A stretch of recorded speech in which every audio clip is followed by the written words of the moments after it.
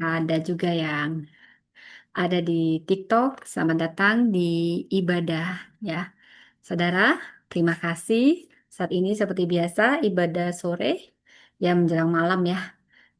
Ibadah dari Empower Women Ministry. Baik saudara, saat ini kita akan mulai ibadah kita. Mari kita bersatu di dalam doa. Bapa Surgawi, terima kasih untuk hari ini. Terima kasih untuk kebaikan-Mu. Kami ada sebagaimana kami ada saat ini. Semua karena kebaikan-Mu, semua karena kasih setia-Mu. Saat ini kami merendahkan diri kami di hadapan-Mu.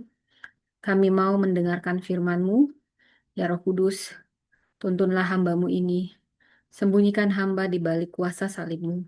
Biar hamba hanya memberitakan kebenaran firman Allah. Pribadi lepas pribadi kau jamah Roh Kudus. Bicara Roh Kudus. Biar kau sembunyikan hamba dengan kuasamu. Hikmat marifat surgawi turun atas hamba. Otoritas wibawa ilahi ada atas hamba. Urapanmu ada. Pengetahuan pencerahan kau nyatakan. Dan kebenaran firman-Mu akan memerdekakan kami. Setiap firman yang keluar tidak pernah kembali sia-sia tutup bungkus.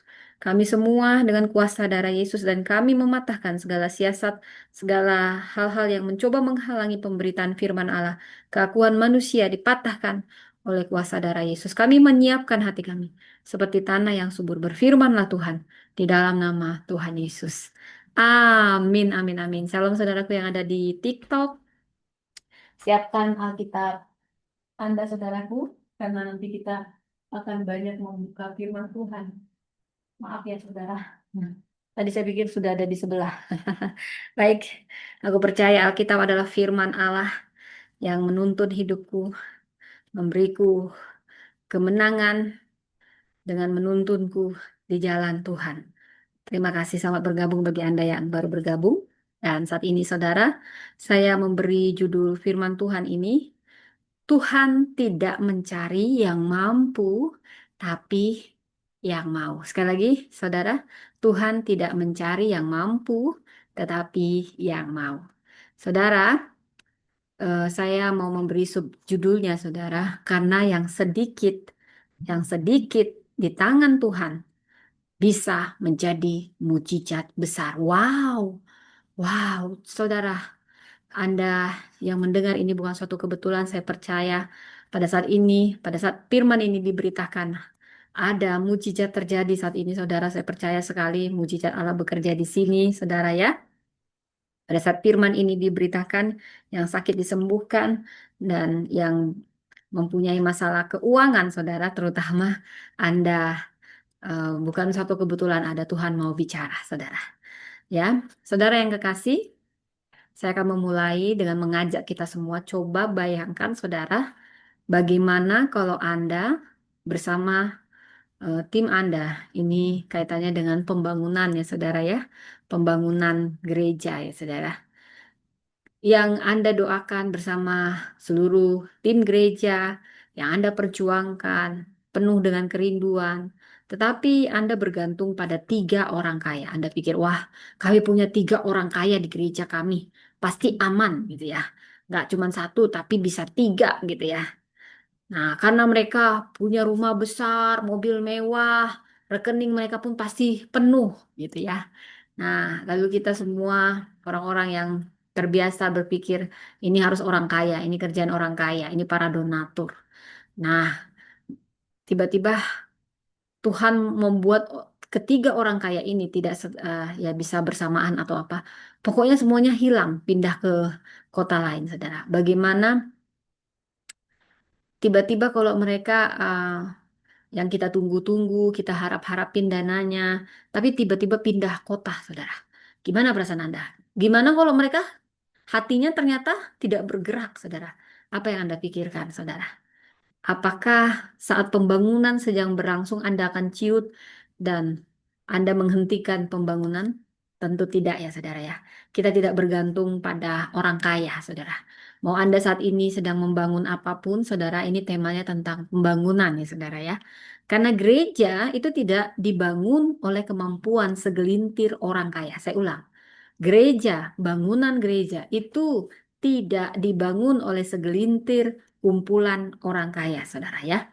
Jadi kita harus tahu gereja itu hanya dapat terbangun oleh ketaatan semua orang, bahkan orang-orang sederhana yang ada di dalam, yang punya hati untuk memberi. Jadi bukan orang kaya yang jadi dasar. Adakah donatur, adakah orang kaya yang bisa diharapin dananya, saudara? Saya percaya gereja dibangun bukan oleh angka, bukan karena ini nanti beri ini beri ini, tapi oleh kasih. Bukan oleh saldo, tapi oleh semangat. Bukan karena kita mampu, tapi karena kita mau. Selama ada kemauan, di situ ada jalan. Saya pernah ingat pepatah ini, di mana ada kemauan, di situ ada jalan. Di mana ada kemauan, di situ ada jalan. Saudara, Tuhan tidak cari yang mampu, tapi yang mau. Kalau Anda mau jadi dokter, walaupun nggak ada uang, nggak ada ini, tapi kemauan Anda lebih kuat dari kemustahilan. Ada aja jalan, percayalah. Demikian juga, mau Anda orang-orang sederhana, di gereja Anda nggak ada orang kaya, semuanya rata-rata sama. Selama Anda punya kerinduan dan kemauan, saya percaya Tuhan akan bekerja lewat Anda semua. Tidak perlu orang kaya. Orang kaya ada, bagus saudara ya. Tapi yang saya mau utarakan, jangan ngarep-ngarep orang kaya. Tapi berharaplah pada Tuhan. Dan di sini ada suatu rahasia bahwasanya kita bukan hanya berharap sama Tuhan, tapi juga kita ambil bagian. Wow, saudara ya, luar biasa. Jadi mungkin hari ini ada di antara kita yang berpikir, ah, saya kan cuma ibu rumah tangga, Bu. Saya cuma buruh harian, gaji saya pas-pasan. Pas datang, pas lewat. Pas datang, pas lewat, gitu aja. Dan kita merasa apa yang biasa kita lakukan untuk Tuhan, persembahan kecil tidak berarti. Tapi saya mau nyatakan saat ini, saudara, saya mau katakan saat ini, saudara, Tuhan tidak cari dompetmu. Tuhan cari hatimu. Tuhan tidak cari dompetmu. Tuhan cari hatimu, saudara. Tuhan tidak cari yang semuanya berkelimpahan serba cukup, tapi dia cari kesungguhan hati. Yang sungguh-sungguh. Tuhan tidak pernah menunggu orang kaya untuk dia pakai. Ya, tapi kalau orang kaya itu ada itu bagus. Tuhan bisa pakai siapapun. Tapi Tuhan lebih menunggu kita semua. Apakah kita mau? Bukan soal mampu, tapi soal mau dulu. Nah, saat ini kita akan belajar dari 3 kisah. Saya akan membawa 3 kisah luar biasa di sini, saudara. Seorang janda miskin yang memberi seluruh nafkahnya yang dipuji oleh Yesus. Kemudian seorang anak kecil dengan 5 roti dan 2 ikan dan seorang janda sarpat. Mungkin kita sudah sering dengar dan 3 kisah ini akan saya bawa di sini di masa kelaparan tetapi bisa memberi. Wow, saudara ini luar biasa. Mereka semua bukan orang kaya yang berkelimpahan. Mereka tidak punya banyak, tapi yang membedakan mereka saat mereka punya hati yang sungguh-sungguh memberi. Dan karena itulah Tuhan memakai yang sedikit jadi mujizat besar. Tuhan memakai yang sedikit jadi mujizat besar, saudara. Tuhan tidak bertanya saat ini, kamu punya berapa?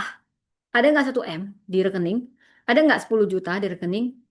Yang dia tanyakan nggak pernah jumlah, saudara.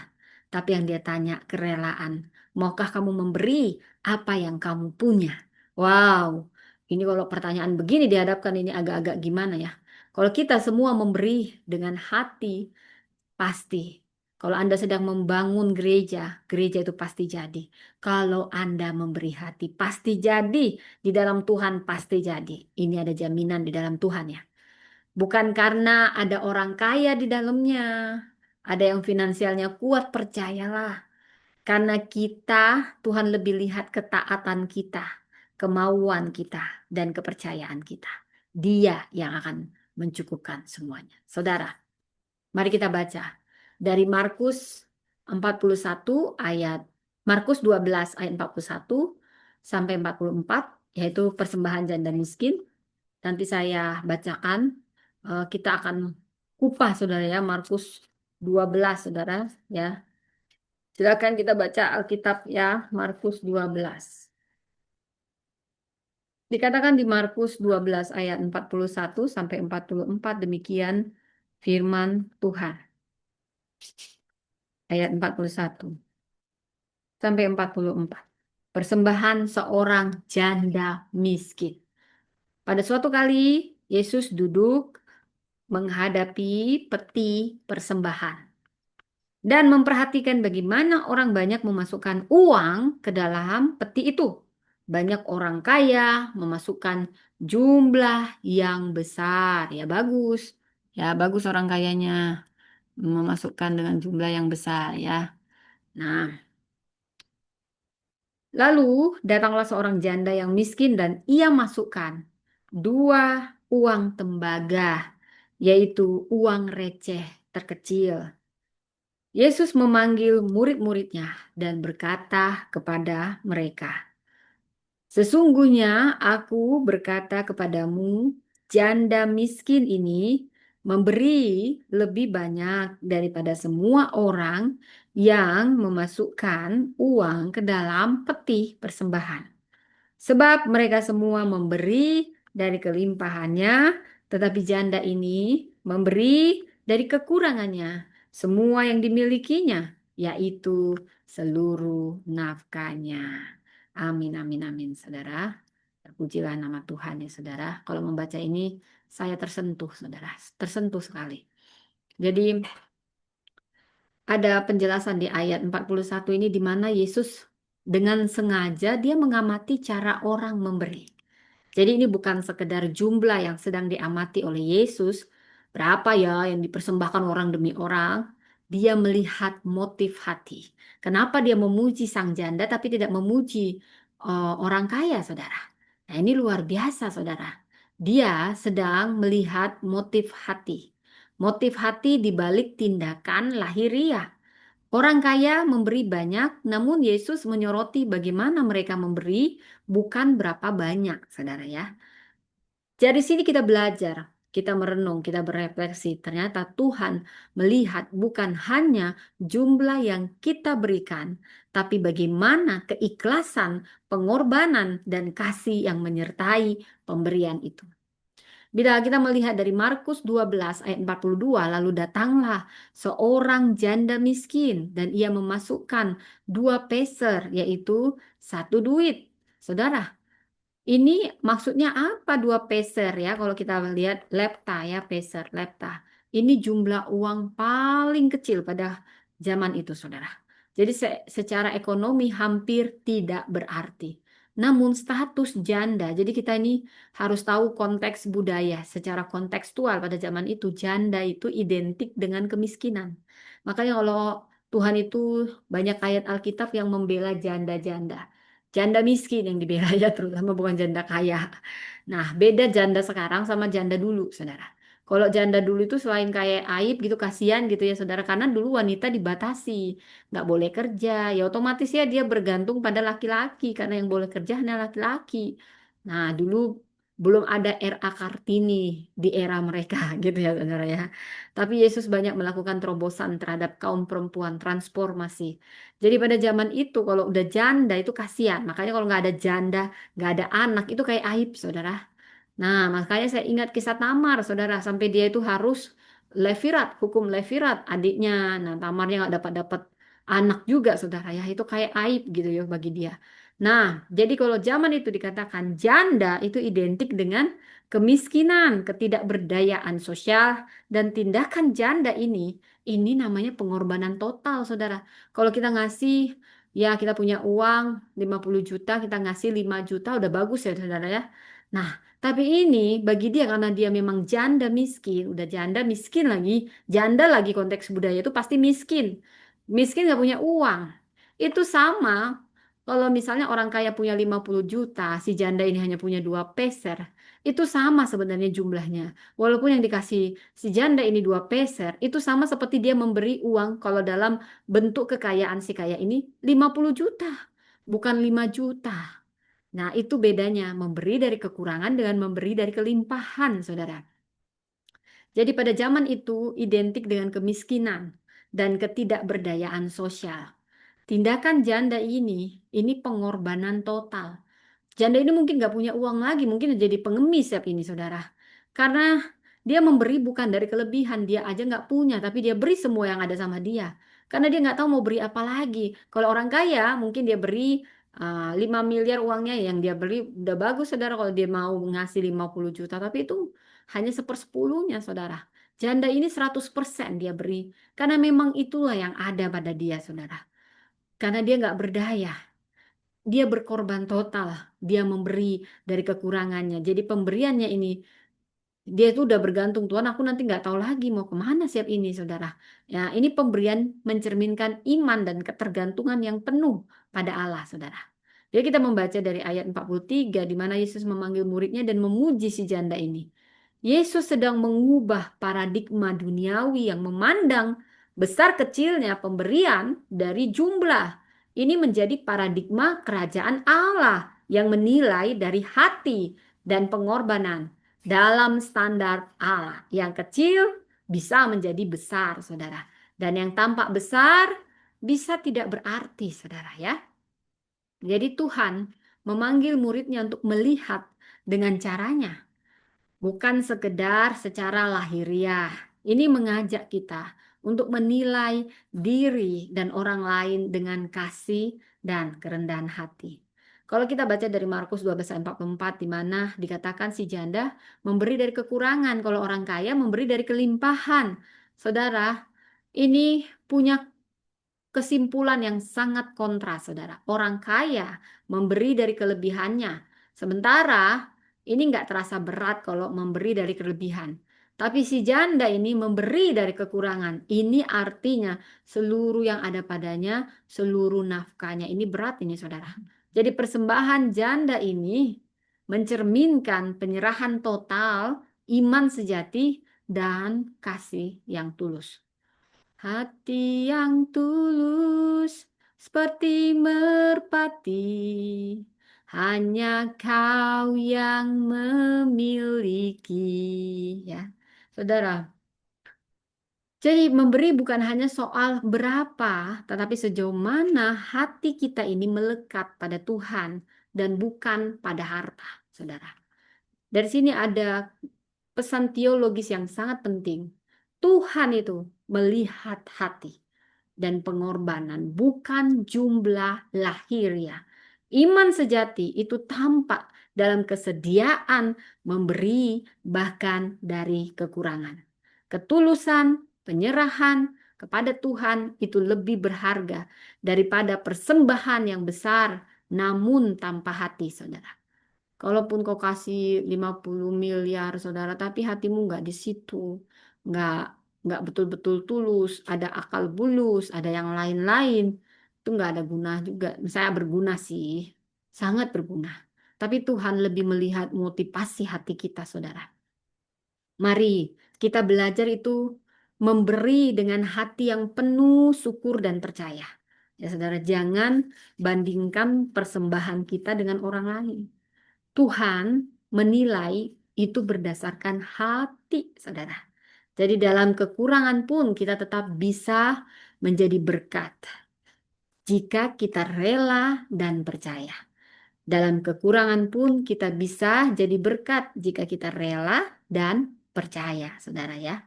Jadi saat ini saya mau sharing firman ini untuk memotivasi kita yang saat ini mungkin dalam pembangunan rumah Tuhan atau dalam apapun ya saudara, supaya semua orang terlibat aktif dalam pembangunan. Jangan ngandalin orang kaya. Jangan harapkan manusia Anda kecewa.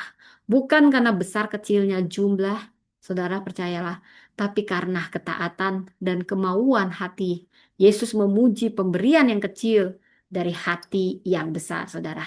Jadi dari persembahan janda seorang miskin, saat Yesus memperhatikannya, dia memberi dari kelimpahan untuk orang kaya, tapi janda memberi 2 peser ini dari kekurangan, yaitu semua hidupnya, dan dipuji. Karena apa? Karena ada kerelaan yang amat besar dan iman yang amat besar.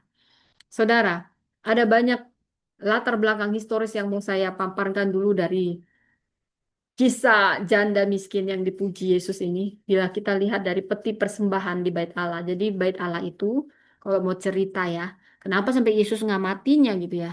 itu ada 13 kotak persembahan, saudara ya. Dari yang logam, ini disebut shofar karena bentuknya seperti trompet. Dan ini digunakan untuk berbagai jenis persembahan. Ini wajib maupun sukarela. Dan letaknya di halaman perempuan, tempat di mana semua orang Yahudi termasuk perempuan bisa masuk. Jadi kalau namanya ada ada batas-batasan ternyata dulu saudara ya karena perempuan seperti kelas 2 di Yahudi ya saudara. Jadi Yesus tidak duduk sembarangan. Dia sengaja mengamati tindakan umat saat memberi. Bukan hanya jumlahnya yang diperhatikan oleh Yesus tapi cara dan sikap hati mereka. Saudara, seperti yang saya tadi jelaskan, saya juga harus menjelaskan latar belakang budaya saat itu janda, status janda dalam konteks perjanjian baru ini dianggap golongan paling rentan karena tidak ada perlindungan ekonomi, tidak memiliki warisan. Jadi dia sangat bergantung belas kasihan masyarakat atau keluarganya. Dan hukum Taurat memerintahkan orang Israel melindungi dan memperhatikan janda. Karena nggak ada warisan, saudara. Dan golongan yang sangat rentan. Bila kita membaca dari Ulangan 24 ayat 19 sampai 21 dan Yesaya 1 ayat 17, namun realitanya banyak para janda yang terabaikan, saudara. Jadi, pemberian janda ini sangat dipuji Yesus. Karena apa? Karena janda ini sedang melakukan pengorbanan yang radikal, saudara. Dia tidak menyimpan untuk dirinya, tapi mempercayakan hidupnya sepenuhnya kepada Tuhan. Jadi budaya memberi di kalangan orang Yahudi itu, kalau memberi persembahan itu merupakan bagian dari ibadah. Ibadah adalah memberi, memberi adalah ibadah. Seperti itulah saudara ya. Tapi kalau jumlahnya besar saudara ini biasanya ajang pamer ya. Banyak yang ini kan pamer-pamer kan kalau misalnya ini pencitraan rohani di depan umum. Terutama kaum Parisi. Paling pinter mereka pamernya saudara. Bisa diikutin gitu ya. Kayak kayak sekarang gini di media sosial kan banyak sekarang rame pamer-pamer saudara ya. Jadi kalau itu kayak saya nggak setuju juga yang sering kalau di Batak itu pesta pembangunan itu nanti ada aja nanti bir dibawa ke mimbar sehali dua hali kalau orang Batak saya dulu KBP sebenarnya. Oh, jadi ngumpulin dana itu kayak ajang pamer jadinya. Saya segini ya mana yang paling besar lalu dikasih. Jadi kalau orang kaya memberi dari kelebihannya artinya mereka nggak kehilangan apapun karena udah kelebihan. Ya, itu maksudnya karena orang kaya memberi dari kelebihannya. Maksudnya nggak ada yang hilang karena itu lebih kelebihan gitulah. Kalau kelebihan itu memang harus diberi, saudara, karena nanti malah nyesekin. Kalau barang-barang lebih di rumah malah jadi ngerepotin gitu ya, saudara ya. Ya seperti itu loh orang kaya sebenarnya. Nggak ada beban jadinya, nggak ada yang hilang kalau orang kaya. Beda sama orang miskin yang memberi dari kekurangan. Dia udah kurang, makin diambil. Tapi disitulah letak keajaiban. Selalu ada keajaiban dalam memberi dengan sukarela. Nah, kalau kita melihat alur Injil Markus, Markus 12 ini sebenarnya kejadiannya menjelang penyaliban Yesus ya. Dan ini syarat, pasal ini syarat dengan kritik Yesus terhadap kemunafikan pemimpin agama. Jadi pada saat itu banyak pemimpin agama yang munafik. Khususnya bila kita membaca dari Markus 12 ayat 38 sampai 40. Di sini sistem keagamaan menindas rakyat kecil. Udah rakyat kecil ditindas lagi. Makanya Tuhan sangat marah. Jadi kalau janda miskin muncul, ini tepat setelah Yesus selesai ngecam ahli Taurat dan yang menelan rumah janda-janda di ayat 40, dia membuat tindakan si janda ini semakin bermakna. Udah dia kecam tindakan si ahli Taurat, dia puji tindakan si janda, saudara ya. Jadi dia memberi di tengah sistem religius yang tidak adil, saudara. Tapi janda ini tetap setia, saudara. Dia setia kepada Tuhan, saudara. Ini membuat saya tertegun ketika melihat si janda ini punya suatu pengorbanan yang luar biasa, saudara. Di sini ada makna teologis yang dalam, saudara, di mana Tuhan tidak mencari yang paling mampu, tetapi yang paling mau. Sekali lagi saya ulang. Tuhan tidak mencari yang paling mampu, tetapi yang paling mau ya saudara. Yesus melihat hati, hati bukan jumlah. Yesus melihat hati bukan jumlah. Jadi Yesus memberi pujian yang sangat dalam kepada janda ini. Walaupun yang diberi hanya 2 peser, apalah itu artinya 2 peser ya. Tapi yang dia lihat bukan jumlah, tapi hati. Si janda udah punya cuman itu doang. Mungkin kalau sekarang uangnya 5.000, dia 5.000 dia kasih semuanya. Padahal nanti dia nggak tahu mau makan apa. Wah, ini si janda udah ngasih semua juga dihina, saudara. Tapi Yesus memuji janda ini. Saudara, saya pernah membayangkan, saudara saya itu pernah memberi dari kekurangan. Mungkin versinya berbeda. Saya mahasiswa, saya cuma beri 100.000 dari kekurangan saya. Setelah itu saya nggak tahu nanti saya mau makan apa bulan itu. Wah, saya diremehkan banget sama pengerja seorang anggota gereja. Itu kejadiannya di Jogja. Wajahnya tuh kayak sangat banget sama saya. Mungkin karena dia lihat rambut saya pirang, kemudian dia lihat penampilan saya oke gitu ya. Tapi ngasihnya cuma 100.000. Pada saat itu bagi saya 100.000 itu kayak 1 juta, saudara. Karena makan di Jogja itu murah. Saya bayar sendiri. Saya sering puasa ya. Untunglah wajah saya yang cantik-cantik gitu, saudara ya. Jadi ada aja waktu saya jalan kaki. Makanya saya jaga jaga penampilan juga lah walaupun jalan kaki gitu ya, saudara ya. Pas saya beli baju-baju second ya. Ya, tapi kalau saya yang pakai kayak gini baju second ini sebenarnya, saudara. Walaupun saya udah jadi orang kaya seperti sekarang kan saya orang kaya, saudara. Saya masih suka baju second, saudara ya. Ya kalau saya yang pakai kan pasti nampak kayak baju miliaran gitu ya, saudara ya. Saya masih ingat saya hanya melayani sebagai aser di tengah-tengah kesibukan saya S2. Saya biaya sendiri. Saya kumpulin semua uang kuliah saya. Orang tua saya nggak mau saya repotin karena saya yang punya cita-cita. Dulu saya dibatasi karena nggak punya uang. Saya ingin jadi dokter, mama saya cuma jadikan saya escape NS. Tapi saya bersyukur untuk itu. Mama saya sudah berjuang untuk 4 anak ya. Bagi saya dia mama yang luar biasa. Tapi mimpi saya begitu besar. Saya kerja di Aceh, saya kerja di Papua, saudara.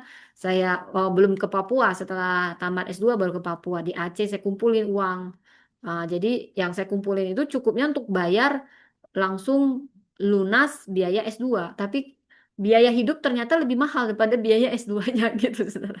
Saya putuskan ambil kos-kosan yang dekat dengan kampus dan saya jalan. Jadi kemana-mana saya jalan.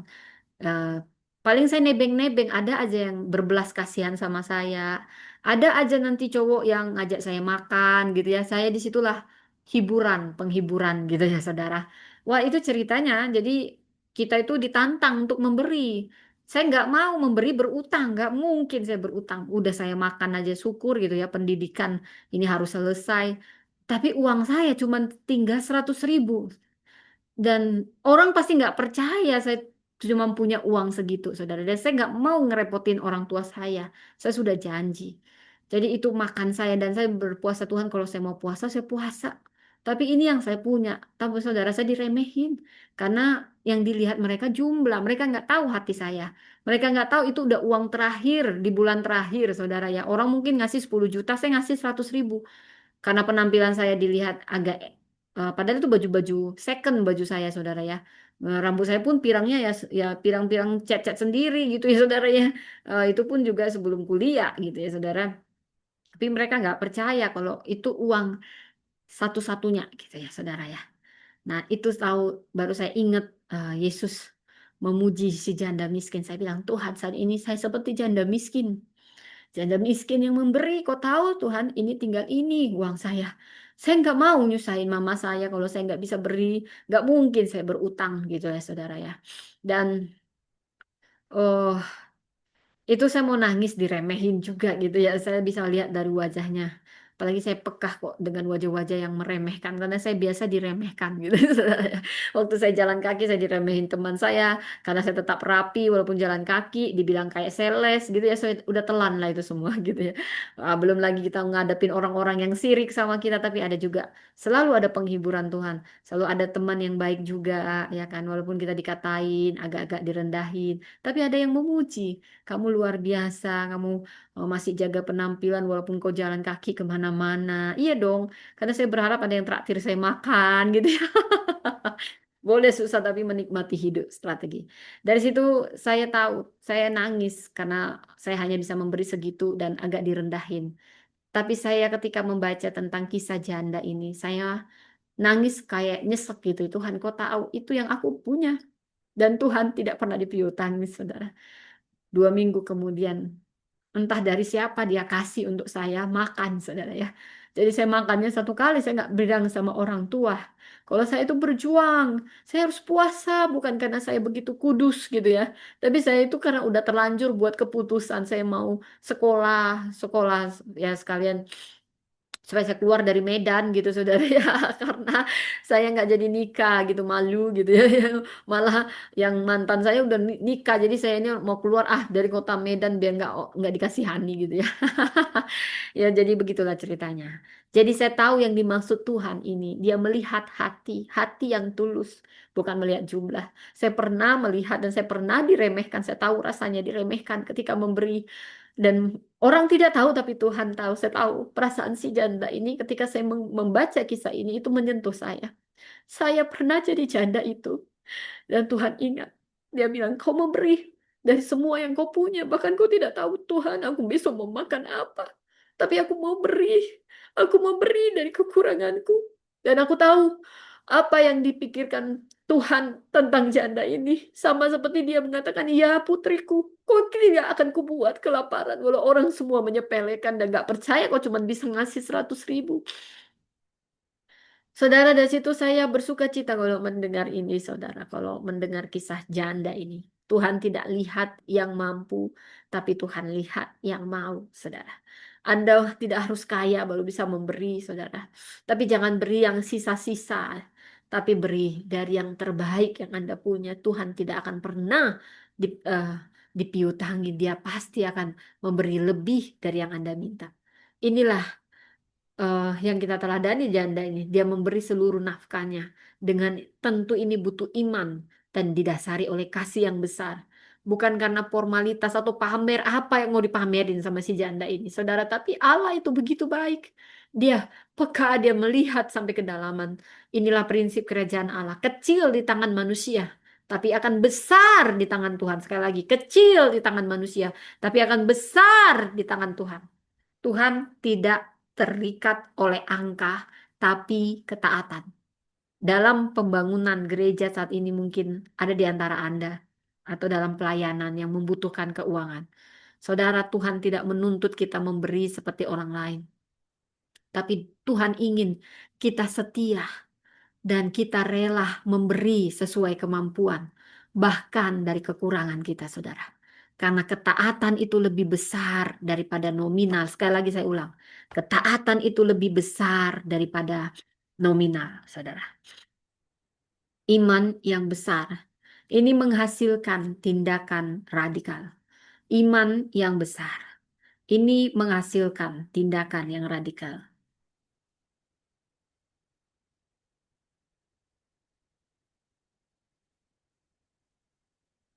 Jadi janda itu tidak menunggu dia cukup baru mau memberi.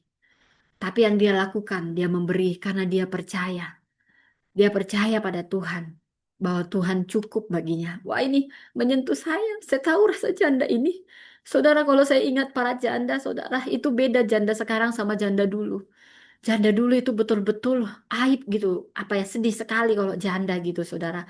Konteks budaya zaman itu nggak punya perlindungan. Makanya Tuhan itu sangat memperhatikan para janda. Dia nggak pernah memperhatikan para duda sebenarnya. Kan nggak ada ayatnya tuh. Aku akan memperhatikan duda-duda enggak gitu ya. Tapi kenapa ayat-ayatnya harusnya kan duda dan janda ya saudara ya. Tapi semua itu diperhatikan Tuhan ya. Karena ini lihat budaya. Pada saat itu memang perempuan dibatasi dalam berkarir, dalam berkaya. Jadi kalau sudah meninggal suaminya, maka pencahariannya sudah hilang, perlindungannya tidak ada. Itu intinya. Tapi mau duda miskin, mau janda miskin, sama-sama kok diperhatikan Tuhan. Percayalah, percayalah.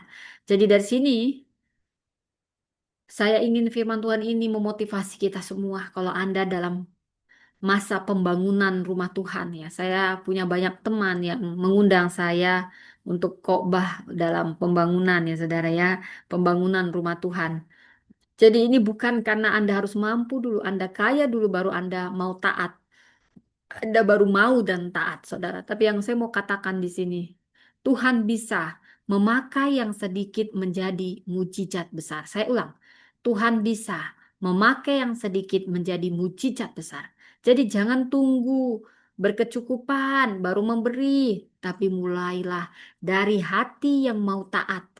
Tuhan itu tidak melihat seberapa besar yang kita beri, tapi Dia melihat seberapa besar kita percaya pada Tuhan. Kita percaya ada kebaikan Tuhan, kita percaya ada perlindungan Tuhan. Dia mau lihat itu. Saudara, kalau Anda saat ini dalam proses pembangunan gereja, saudara, ini kesempatan bagi setiap Anda, jemaat Anda, ini untuk menunjukkan kasih dan iman kepada Tuhan, saudara. Sama seperti biji sesawi. Ini pernah dikatakan oleh Tuhan Yesus, kecil, kecil sekali. Bahkan hampir tidak terlihat, saudara, biji sesawi itu. Tapi pada akhirnya ini menjadi pohon yang tumbuhnya besar, saudara. Demikianlah persembahan kecil mungkin, saudara. Tapi kalau itu didasari dari hati yang besar, saya yakin dan percaya ini akan jadi fondasi besar bagi karya Tuhan, saudara. Jadi persembahan janda miskin ini bukan soal dua peser, bukan.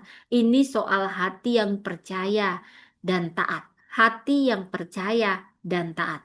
Tuhan tidak mencari dompet yang tebal. Ya, kalaupun ada yang tebal bagus, bagus. Bukan berarti nanti saya bilang, jangan ada dompetnya tebal. Jangan, kalau enggak, bagus, bagus dompetnya tebal. Tapi yang paling Tuhan cari, hati yang rela. Hati yang rela dan setia. Saudara, kalau Anda dalam pembangunan gereja, mari kita semua mengandalkan Tuhan. Bukan orang-orang, wah kita cari donatur, boleh. Tapi itu harus kita dulu yang lebih dipakai, mau aja dulu, mau dipakai Tuhan. Karena Tuhan, Dia berdaulat, Dia bisa mengubah apapun. Yang sedikit, Dia bisa ubah jadi besar, jadi dahsyat, saudara. Saudara, jadi dari sini saya ingin membagikan tiga hal yang jadi pesan saudara. Pertama, Tuhan memandang hati bukan nominal. Saudara, saya ulang. Tuhan memandang hati bukan nominal. Bila kita baca tadi dari Markus 12 ayat 41 sampai 44, saudara. Bayangkan kita sedang di bait Allah. Orang berbondong-bondong bawa persembahan, ada yang bawa koin emas, ada yang meletakkan dengan suara keras supaya semua orang tahu kalau dia lagi kasih koin emas banyak. Tapi yang datang janda, jalannya pelan, namanya juga janda, janda yang udah tua, bajunya pun sederhana. Mau gimana dia gaya-gaya kayak saya ini juga ya, walaupun dia pakai baju kayak saya ini, kalau dia janda, tetap aja dia pasti nampak apa. Kalau saya yang pakai makanya nih nampak mewah, saudara. Kalau jadi lari ke sini gitu ya, saudara ya, biar jangan terlalu serius gitu ya, saudara ya. Tangannya gemetar, namanya juga janda tua. Saya bisa bayangkan dia masukkan cuma 2 peser dan seluruh nafkahnya. Adam, ini ada yang menghina Tuhan Yesus ya. Saya peringatkan Anda yang menghina Tuhan Yesus. Sangat kotor perkataan Anda. Saya tidak perlu bawa Anda. Anda mau menyamar. Tapi hati-hati. Setelah ini hati-hati. Siapapun Anda yang menghina Tuhan Yesus, menghina Roh Kudus, Anda berurusan dengan Tuhan Yesus.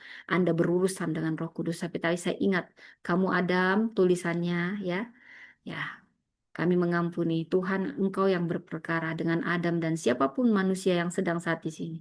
Engkau yang berperkara. Kami melepasnya ke dalam tangan-Mu, apapun hinaannya atasmu. Engkau yang berperkara dengan dia. Baik, saudara, kita abaikan orang-orang seperti ini. Kalau Anda lihat di TikTok saya, dia pakai bahasa kotor banget, saudara. Menghina Tuhan kita, Tuhan Yesus. Saya kadang orang yang non-Kristen juga ya, Muslim pun paling malu punya jemaat kayak gini, menghina ya. Menghina Yesus Kristus yang mungkin bagi mereka hanya nabi. Kayak gini. patut dibilang beragama, menghina nabinya juga begini gitu ya. Tapi memang begitu setan itu. Kita nggak pernah gangguin acara mereka, nggak pernah gangguin, semua nggak pernah kita gangguin. Mereka aja yang sibuk gangguin agama kita ya. Kalau dipikir-pikir, ya itulah setan itu suka gitu. Kalau setan itu nggak akan mengganggu yang udah sama dengan pihak dia yang udah kesetanan gitu, saudara. Dia akan mengganggu yang benar. Jadi kalau ada pengganggu begini, saudara, karena mereka terancam dengan kebenaran. Nah, iblis terancam dengan kebenaran, jadi make-make kayak si Adam ini ya. Nah, semuanya ya. Anda suka atau tidak, Yesus adalah Tuhan. Sebelum Anda ada, sebelum dunia ini ada, semua ini ciptaan Tuhan Yesus. Yesus adalah Tuhan. Anda suka atau tidak nih. Ini hanya intermezzo. Kita lanjut, saudara. Jadi, Yesus tidak memuji mereka yang memberi banyak, tapi yang memberi hanya 2 peser dipuji karena dikatakan, si janda ini bukan memberi dari kelebihan, tapi dari iman, dari pengorbanan. Saudara, Yesus melihat hati, bukan jumlah, bukan besar kecilnya nominal, tapi besar kecilnya kepercayaan, saudara. Kalau memberi pasti kita hitung-hitungan. Ini saya besok jangan konyol juga, saya kasih ini gitu ya. Tapi si janda ini udah nggak mikir dia mau beri apa. Udah ini aja semuanya, saudara ya. Ini kalau misalnya 1 juta, saudara, dari 100 juta itu kelebihan banget, nggak ada apa-apanya. Tapi kalau yang memberi 10.000 dari 50.000 itu agak terasa, saudara. Tapi bagaimana kalau dia punya 10.000? Memang itulah 10.000 itulah, dan itu dia beri semua. Dia nggak tahu lagi nanti siapa itu mau makan apa. Seperti cerita saya tadi, itu pun saya diremehin, saudara. Dia nggak tahu saya itu udah berusaha kaya, berusaha payah banget ngasihnya gitu, ya, saudara ya. Tapi nggak apa-apa lah, itulah dunia, cuma melihat jumlah, tapi Tuhan, saya begitu bersuka cita mendengar firman ini. Dia melihat hati, hati yang tulus seperti merpati. Hanya Kau yang memiliki kasih yang tulus sesejuk pagi. Ada padamu kekasih. Wow, saya tersentuh kalau dengar lagu ini, saudara ya. Tuhan, di mata Tuhan, yang lebih berharga adalah memberi dari kekurangan. Tuhan tidak butuh angka besar, dia butuh hati yang taat. Kalau Anda saat ini sedang pembangunan gereja, ini bukan soal dana, tapi soal kesediaan setiap kita untuk mengutamakan Tuhan. Tuhan tidak menghitung dari berapa yang kita berikan, tapi berapa yang kita simpan untuk diri kita. Tuhan tidak menghitung dari berapa yang kita berikan, tapi berapa yang kita simpan untuk diri kita. Tuhan tidak butuh rekeningmu, tapi Dia sangat rindu hatimu. Tuhan tidak butuh rekeningmu, tapi Dia sangat rindu hatimu, saudara. Itulah yang pertama pesan dari yang mau saya bawakan. Tuhan memandang hati, bukan nominal. Yang kedua, Tuhan bekerja lewat yang ada di tanganmu. Dia nggak pernah minta yang nggak ada. Jadi nggak usah Anda mau memberi utang-utang. Alasan saya mau memberi ini. Oh usah, itu bohong, itu semua bohong. Saya pernah ada begitu. Dia minjem uang sama saya 1 juta. Dia ngaku-ngaku, saya nggak tahu tuh ya, tapi nampaknya bohong. Sampai sekarang 1 jutanya nggak dibayar sama dia, saudara. Tapi kan saya juga udah ikhlaskan. Padahal dia berkelimpahan gitu. Kalau ada uang dihabisin aja, hedom-hedom gitu, saudara ya.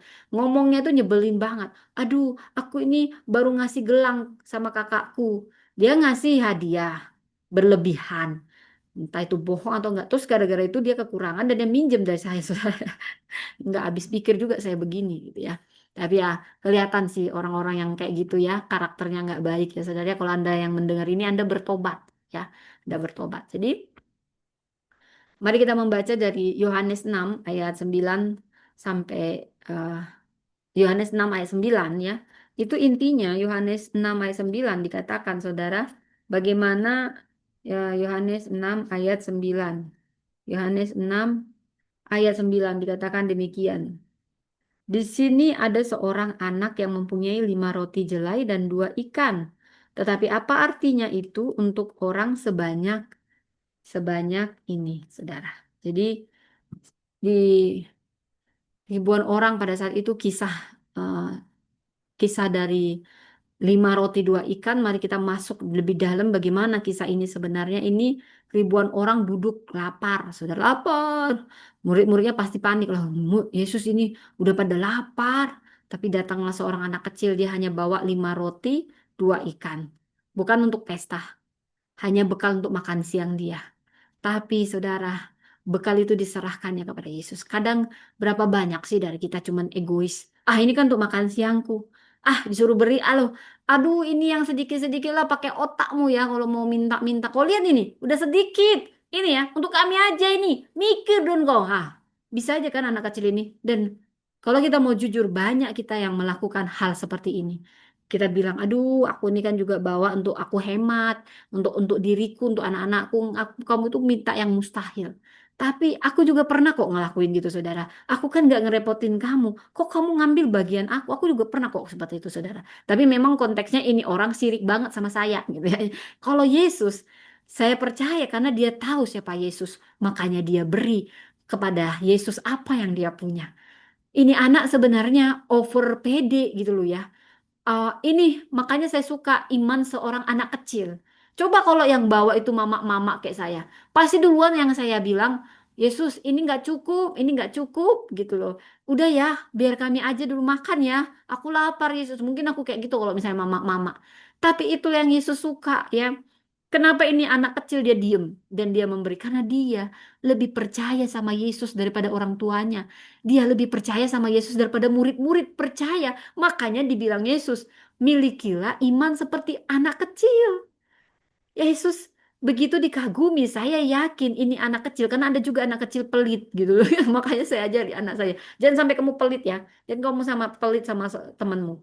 Anak saya si Peter, mintalah dulu nak, pada saya yang beliin, uangnya dari saya yang beliin dia popcorn lagi kita nonton. Katanya gitu kan. Cuman saya dikasih secuil terus saya, kamu nggak boleh gitu ya. Siapa yang ngajarin kamu pelit-pelit? Ini mama yang beli popcorn. Mamamu cuman sedikit, kamu langsung begini. Kan mama yang beli gitu ya saudara ya. Nah ini saya nggak tahu kenapa anak saya juga begitu ya. Saya langsung berdoa mendoakan minta ampun kalau ada yang salah dari mama, ya mungkin dari sahabatnya yang begitu pernah.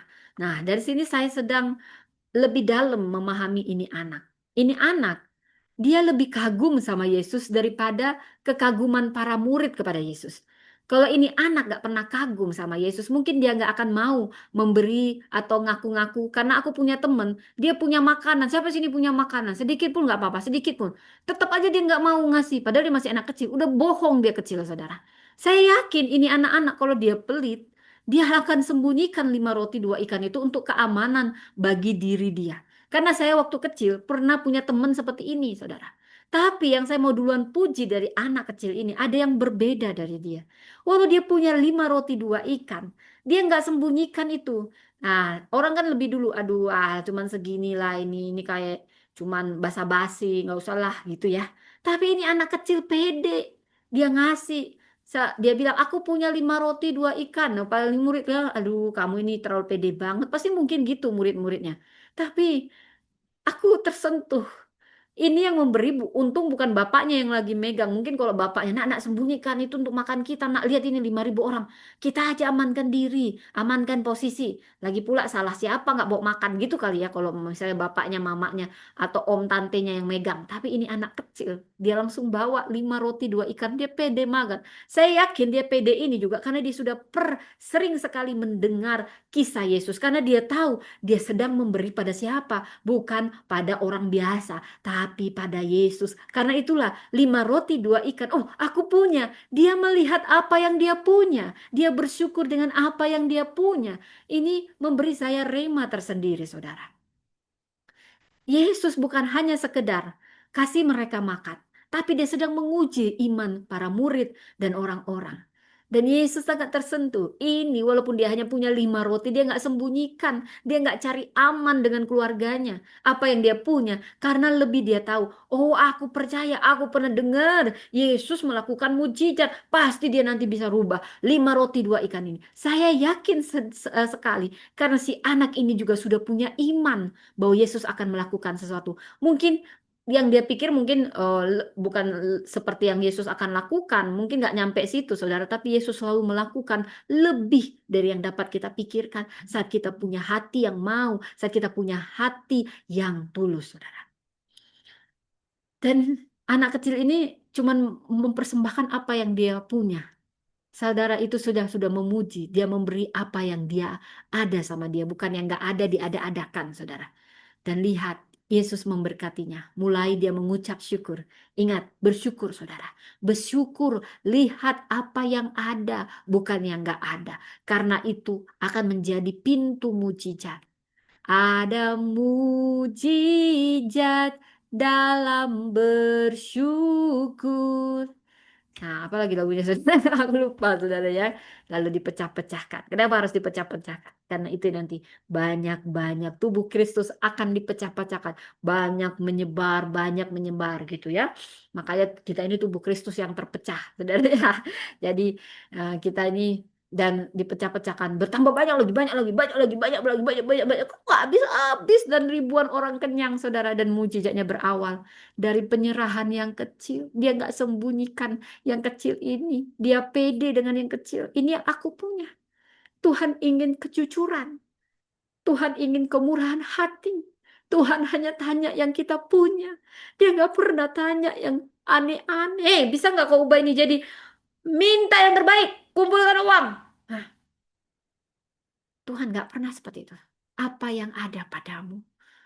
Dia sedang melihat kejujuran, dia sedang melihat ketulusan, dan dia sedang melihat kepercayaan penuh kepada Tuhan. Saudara, saya sangat sangat terkagum-kagum dengan kisah ini, saudara ya.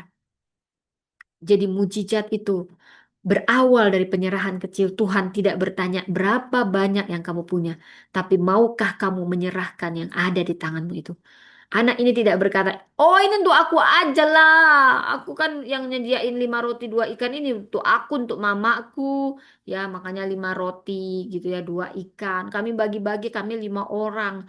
Ini kan cuma 5.000. Nah kalau mamanya, shh, saya kasih tahu. Lapar ini udah bilang kita makan. Bos. Saya punya teman kayak gini saudara ya. Pelit banget dia. Tukang bohong, kecil pun bohong. Nah, saya lihat nggak pernah makmur dia.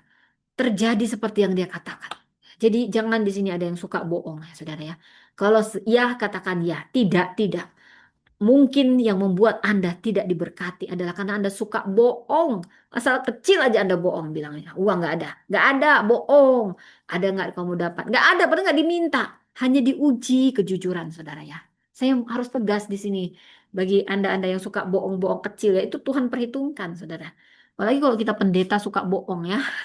Dia juga pendeta suka bohong. Ya pikir cuman jemaat yang ditagih nanti soal kejujuran gitu ya. Hal-hal sepele pun dia bohong, apalagi hal-hal besar gitu ya saudara ya. Kemudian eh, jadi ini anak ini nggak egois, dia nggak mikir dirinya sendiri, walaupun sedikit dia mau berbagi. Disitulah ketulusan yang Tuhan lihat. Dia percaya sedikit di tangan Yesus bisa jadi besar dan cukup bahkan lebih untuk siapapun. Jangan tunggu kau punya banyak dulu baru mau memberi. Punya waktu dulu baru serahkan. Punya tenaga baru pakai. Punya 20.000 bawa. Kamu punya tenaga, pakai. Kamu punya waktu, serahkan waktumu buat Tuhan. Tuhan sanggup membuatnya berkali lipat. Jadi apa yang kecil di tangan manusia, jadi besar di tangan Tuhan. Bukan soal seberapa, tapi apa yang mau kau serahkan ada padamu. Saudara, yang ketiga, memberi itu membuka pintu mujizat dan kemuliaan Tuhan.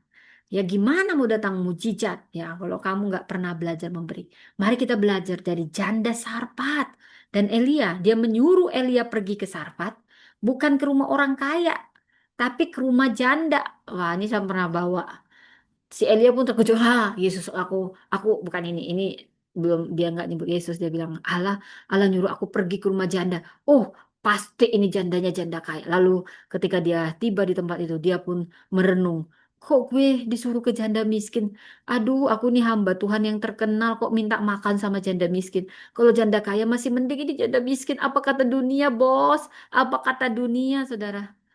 Eli tetap pergi. Eli punya kerendahan hati. Ini butuh kerendahan hati saat kita meminta. Mungkin kita biasa memberi, saudara. Tapi ada saatnya kita meminta. Tuhan juga sedang mengajari kita kerendahan hati.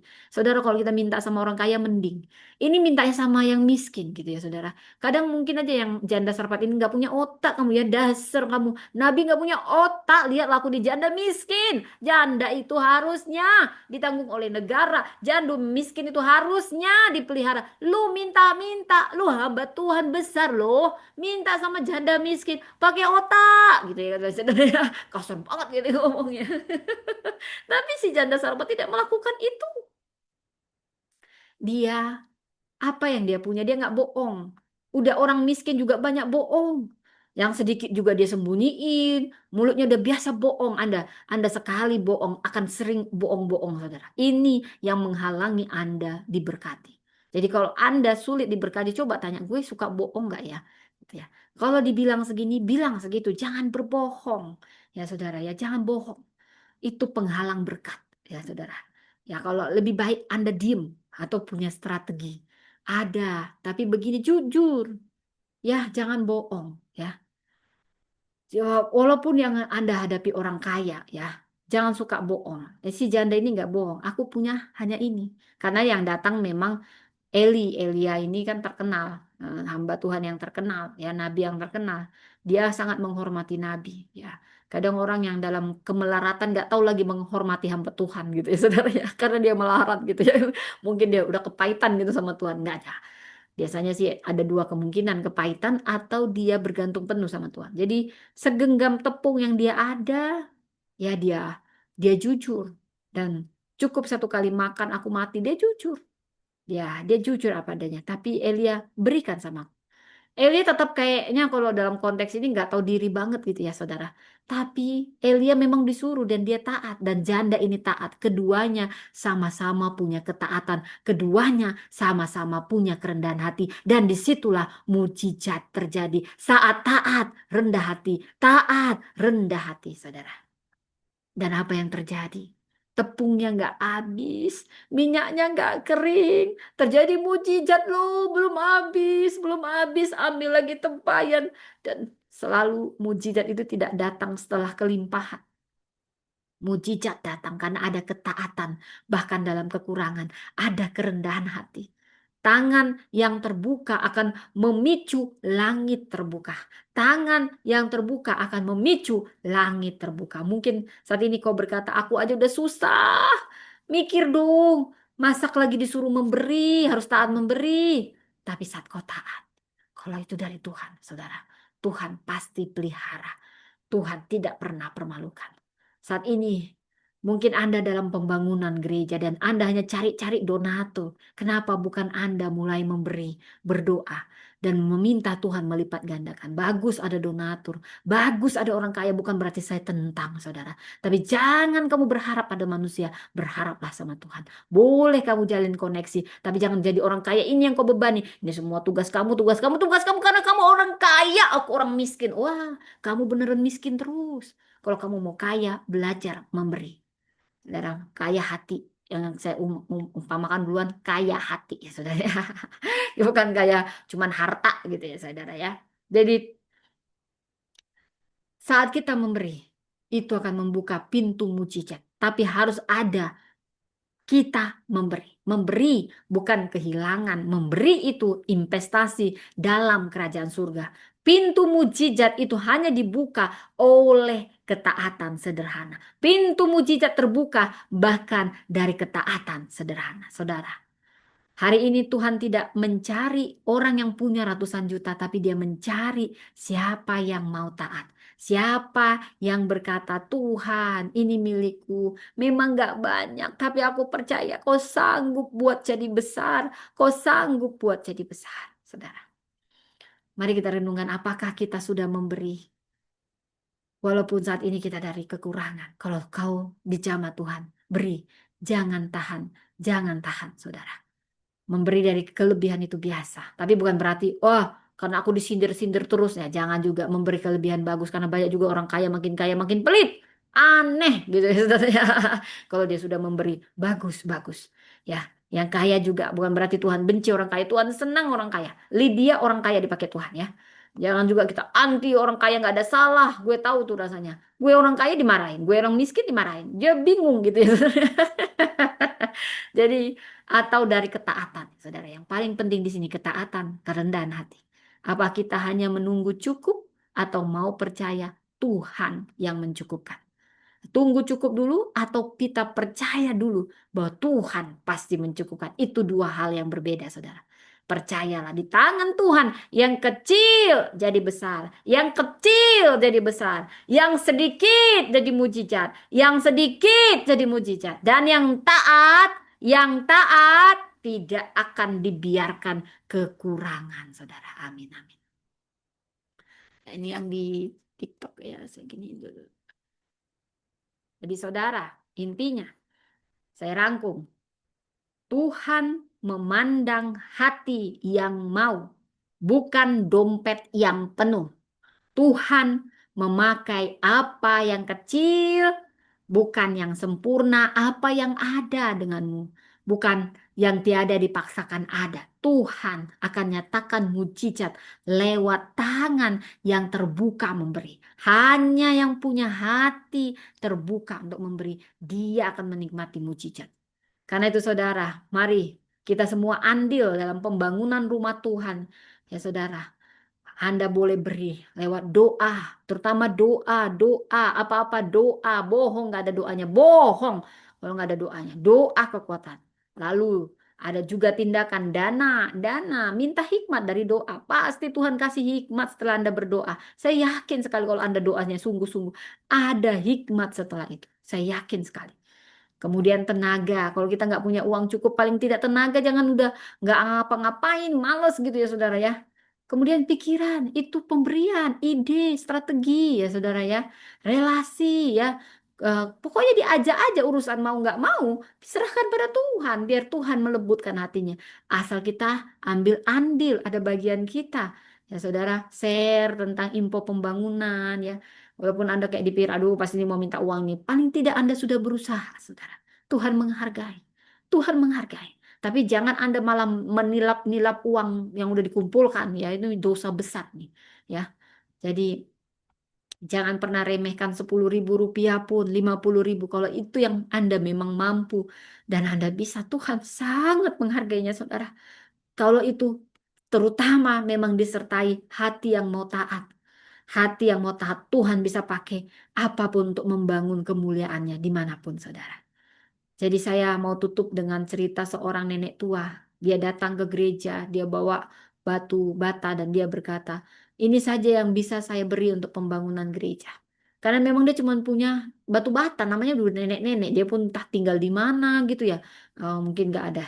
Tapi tahukah Anda, pemberian yang tulus ini, 30 tahun kemudian generasi anak-anaknya bertumbuh melayani di gereja itu. Saudara, saya mau katakan Anda tidak harus kaya dulu memberi. Tapi hati yang percaya pada Tuhan, itu yang mau saya bangkitkan dari kita. Jangan andalkan apa itu kekayaan manusia. Boleh, Anda boleh. Tapi jangan bergantung sama itu. Anda kecewa. Mulai dari diri Anda. Apa yang ada. Tuhan tidak pernah minta yang tidak ada. Anda mau kasih 10.000, oke. Anda mau kasih 50.000, itu yang Anda mampu. Puji Tuhan. Tapi jangan datang dengan tangan hampa. Tuhan pasti kamu punya sesuatu yang bisa kau beri sama Tuhan. Bahkan batu bata. Karena si nenek ini mungkin gak tahu mau ngasih apa. Jalan aja susah. Dia mungkin mencari batu bata itu. Tapi dengan ketulusan dia gak mau datang tangan hampa. Tapi batu bata itu. Itu dengan air mata mungkin dia bawa. Ya, paling tidak aku bisa bantu satu batu bata. Entah dari mana pun dia dapat, saudara. Tapi ketaatannya untuk memberi. Ini yang membuka pintu mujizat. Bahkan 30 tahun kemudian generasi anak-anaknya tumbuh melayani di gereja itu, saudara. Gereja yang sangat dia cintai. Dia nggak bisa beri apa-apa. Mungkin biasa dia diberi oleh gereja ini. Tapi dia bilang, aku mau beri ini. Aku cuma punya ini. Biasanya aku dikasih sama gereja untuk makan. Gitu, saudara. Saya kalau kayak gini kayak mau nangis gitu. Saya ingin kita ini semua mau memberi untuk rumah Tuhan, saudara ya. Jadi, saudara, sebelum kita mengakhiri ini, izinkan saya membagikan kisahnya ini. Dia hanya punya batu bata dan dia serahkan. Dan saya bilang, mungkin kecil, dan ini membuat panitianya terharu dan batu bata itu diterima dan ditambahkan ke dalam bangunan gereja. Nggak ada upacara, nggak ada sorotan. Tapi Tuhan melihat dari surga hati yang taat dan tangan yang memberi. Tahun demi tahun nenek itu tiada, tapi gereja itu berdiri kokoh. Dan tahukah saudara, gereja generasi yang cucunya kini berdiri di mimbar itu memimpin pujian, memberitakan firman dan melayani Tuhan. Batu bata yang kecil yang nampak remeh, tapi bagi Tuhan itu nggak pernah remeh karena diberi dengan hati yang taat dan penuh dengan kasih dan iman. Itu menjadi bagian dari altar kemuliaan. Itu warisan iman. Saudara, hari ini mungkin persembahanmu kecil, diremehkan dunia, diremehkan, jangan berkecil hati. Tuhan tahu kalau itu dari hati yang paling tulus dan surga mencatatnya. Mungkin gak semua orang melihat, tapi Tuhan mencatat. Mungkin bukan kamu yang menikmati langsung, tapi generasimu bisa menikmati apa yang kamu tabur saat ini. Mungkin bukan langsung kamu tuai, nanti dituai oleh anak-anakmu karena itu tabur yang baik saat ini. Karena saat engkau memberi dari hatimu, ini bukan hanya tembok gereja yang dibangun, tapi kerajaan Allah yang ditegakkan. Dan Tuhan akan memakai setiap batu bata dari hidupmu sebagai bagian dari rencananya yang besar, saudara. Apa batu batamu hari ini? Mungkin kau bilang, Tuhan, untuk uang kosan aja susah. Untuk bayar sewa ini aja susah. Tapi maukah kau mempersembahkannya? Meski hanya satu. Karena satu batu bata saja. Dari hati yang taat itu cukup untuk membangun masa depan. Membangun. Tuhan bisa pakai itu. Karena Tuhan yang mengubah yang kecil pun jadi besar sekali. Tuhan tidak cari yang mampu. Tapi yang mau. Tuhan bisa ubah yang sedikit di tangannya menjadi mujizat yang besar, saudara. Demikian, saudara. Demikian, saudara. Jadi kita belajar Tuhan memandang hati yang mau, bukan dompet yang penuh. Dari Markus 12, Yesus memuji bukan orang kaya, tapi janda miskin punya 2 peser yang memberi dari hati, bukan dari sisa. Dari hati, bukan dari sisa. Kedua, kita belajar Tuhan bahkan bisa memakai yang kecil. Dia suka bahkan memakai yang kecil dari hati yang tulus, bukan hal yang harus sempurna dulu. Seperti 5 roti 2 ikan dari anak kecil. Tapi Yesus memberi makan 5.000. Dan yang penting bukan berapa banyak, tapi maukah kita menyerahkannya dengan penuh iman. Ketiga, kita tadi belajar Tuhan nyatakan mujizat lewat yang punya hati terbuka untuk memberi. Dari kisah janda Sarpa dan Elia kita tahu ketaatan memberi di tengah kekurangan justru ini membuka pintu kelimpahan dari Tuhan. Hari ini mungkin Anda nggak punya banyak, Tuhan nggak pernah menuntut lebih dari yang kita punya. Dia hanya minta kerelaan hati kita lebih dulu. Mari, saudara, saya mengundang Anda semua untuk belajar memberi bagi rumah Tuhan, bagi siapapun, saudara. Kita akan mendoakan bagi gereja-gereja yang sedang membangun ini, yang Tuhan gerakkan saat ini. Tuhan tidak mencari yang mampu, tapi yang sungguh-sungguh mau, saudara. Baik, saudara, mari kita berdoa. Ya, saudara, kita akan berdoa supaya semua orang disentuh. Bapa, kami percaya dalam pembangunan gerejamu, Tuhan. Ini bukan untuk kemegahan manusia, tapi kemuliaan namamu. Kami mohon agar setiap batu bata yang disusun, setiap atap yang dipasang, semuanya menyatakan kasih dan hadiratmu. Kiranya setiap gereja, pembangunan gereja kami, dan siapapun yang mendengar ini yang dalam pembangunan, akan menjadi tempat di mana nanti orang-orang datang beribadah, diselamatkan, dipulihkan. Jadikan rumahmu ini rumah doa dan rumah pengharapan bagi banyak jiwa. Dan melalui proses ini, setiap orang dikuatkan, dipersatukan. Dalam nama Yesus kami berdoa, saudara. Demikian firman Tuhan hari ini, saudara. Memberilah, karena itu pintu mujizat. Tuhan tidak pernah meminta yang Anda tidak punya. Apa yang Anda punya, berilah. Dan awali dengan iman percaya kepada Tuhan. Tuhan memberkati. Demikian firman Tuhan hari ini. Sampai jumpa lagi di pemberitaan firman Tuhan esok hari. Bye-bye teman saya yang ada di YouTube. Tuhan memberkati.